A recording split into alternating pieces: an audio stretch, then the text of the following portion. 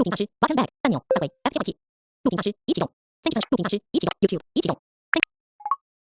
YouTube 收合影片已经有投放字幕即发动上屏点倒带10秒播放按钮暂停。 Hey, what's going on, everybody?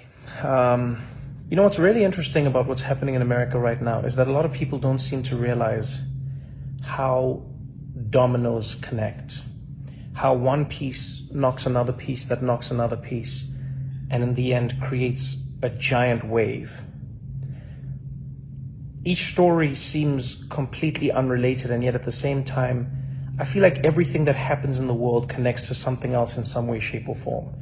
And I think this news cycle that we witnessed in the last week was a perfect example of that. Amy Cooper, George Floyd, and the people of Minneapolis.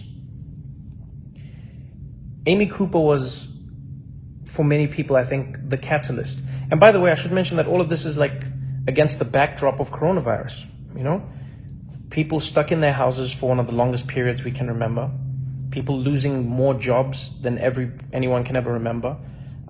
People struggling to make do more than they can ever remember. And I think all of that compounded by the fact that there seems to be no genuine plan from leadership. Like, no one knows what's going to happen.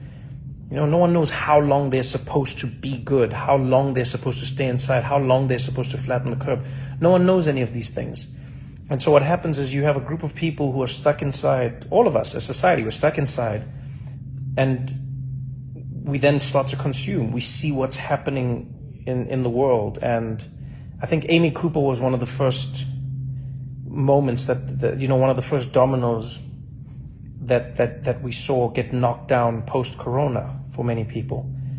And that was a world where you quickly realize that while everyone is facing the battle against coronavirus, Black people in America are still facing the battle against racism and coronavirus. And the reason I say it's a domino is because think about how many Black Americans just have read and seen the news of how Black people are disproportionately affected by coronavirus. And not because of something inherently inside Black people, but rather because of the lives Black people have lived in America for so long. Coronavirus exposed all of it. And now here you had this woman who, we've all seen the video now,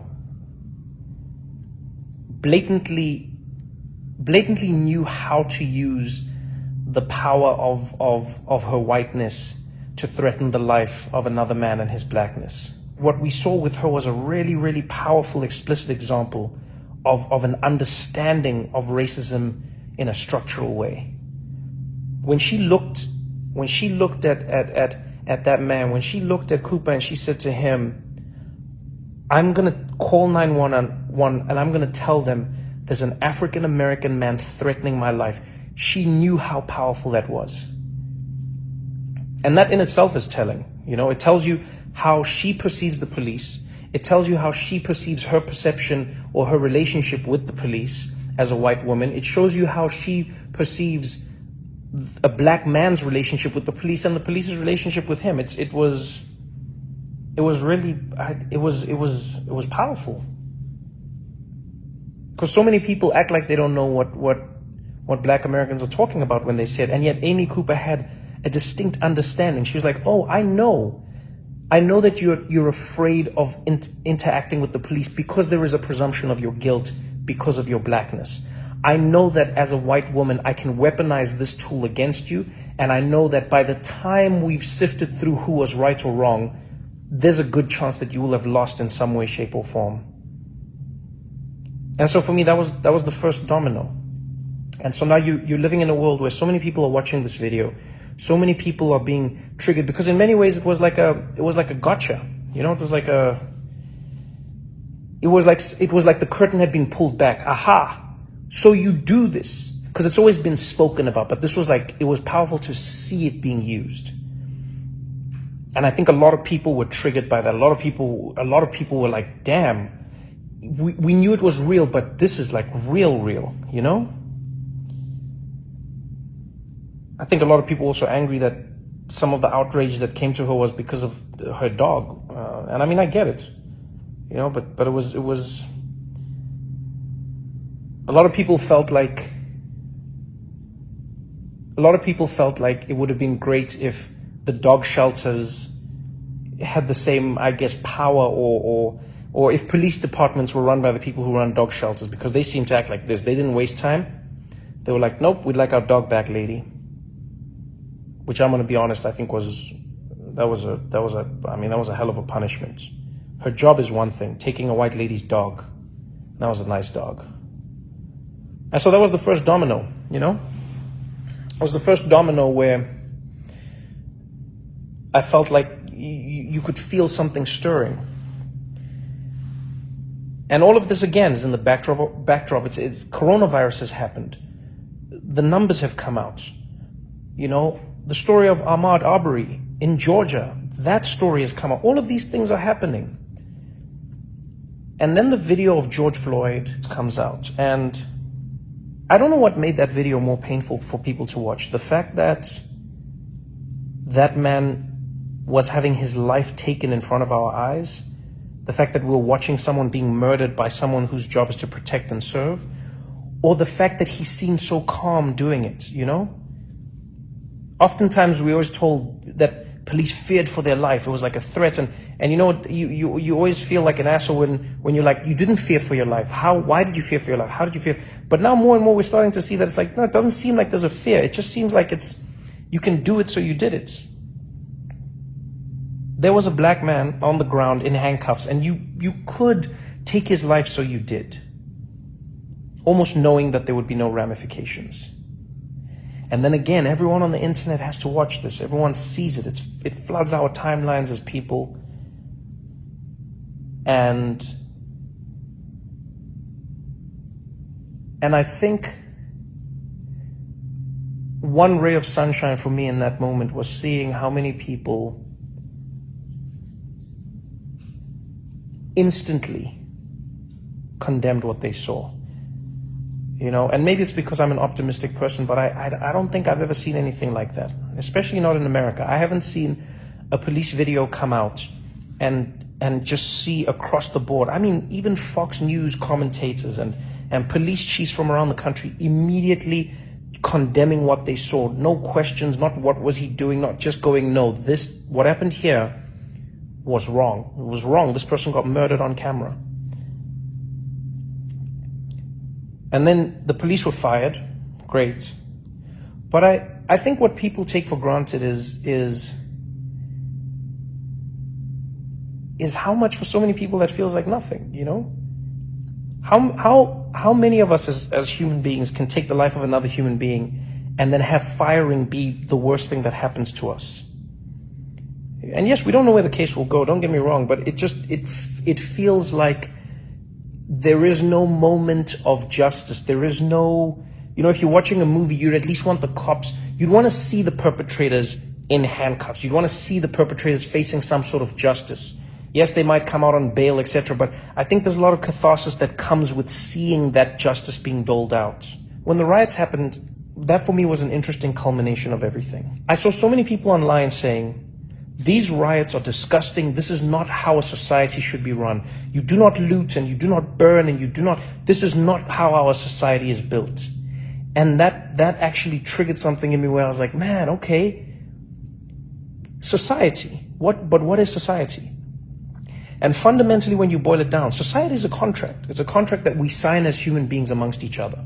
We sign a contract with each other as people, whether it's spoken or unspoken, and we say, amongst this group of us, we agree in common rules, common ideals, and common practices that are going to define us as a group. That's what I think a society is. It's a contract. And as with most contracts, the contract is only as strong as the people who are abiding by it. But if you think of being a black person in America who is living in Minneapolis or Minnesota or any place where you're not having a good time, ask yourself this question when you watch those people. What vested interest do they have in maintaining the contract? Why don't we all loot? Why doesn't everybody take? Because we've agreed on things. There are so many people who are starving out there. There's so many people who don't have. There are people who are destitute. There are people who, when the virus hit, and they don't have a second paycheck already broke, which is insane, but that's the reality. But still, think about how many people who don't have, the have-nots, say, you know what, I'm still going to play by the rules even though I have nothing, because I still wish for this society to work and exist. And then some members of that society, namely Black American people, watch time and time again how the contract that they have signed with society is not being honored by the society that has forced them to sign it with them. When you watch Ahmaud Arbery being shot and you hear that those men have been released, and were it not for the video and the outrage, those people would be living their lives, what part of the contract is that in society? When you see George Floyd on the ground and you see a man losing his life in a way that no person should ever have to lose their life, at the hands of someone who's supposed to enforce the law, what part of the contract is that? And a lot of people say, well, what good does this do? Yeah, but what good doesn't it do? That's the question people don't ask the other way around. What good does it do to loot Target? How does it help you to loot Target? Yeah, but how does it help you to not loot Target? Answer that question. Because the only reason you didn't loot Target before was because you were upholding society's contract. There is no contract if law and people in power don't uphold their end of it. And that's the thing I think people don't understand sometimes, is that we need people at the top to be the most accountable, because they are the ones who are basically setting the tone and the tenor for everything that we do in society. It's the same way we tell parents to set an example for their kids, the same way we tell captains or coaches to set an example for their players, the same way you tell teachers to set an example for their students. The reason we do that is because we understand in society that if you lead by example, there is a good chance that people will follow that example that you have set. And so if the example law enforcement is setting is that they do not adhere to the laws, then why should the citizens of that society adhere to the laws when in fact the law enforcers themselves don't?